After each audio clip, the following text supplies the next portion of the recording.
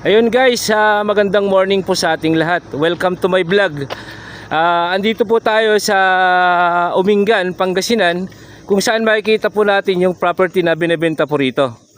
At ito po yun, mango farm po siya with pasture land. Tinataniman po ng mga kalabasa dito sa gilid-gilid ng property. Ayan, sa mga gitna po niya, ayan, kalabasa po yan. Ayan. May 500 puno na mangga itong property. Sumusukat po siya ng 16 hectares. Ayan po, kuryente, wala po tayo problema. And then solar light, yung street light maliwanag po paggabi. Mountain view, ayan po. Umingan, Pangasinan po ito.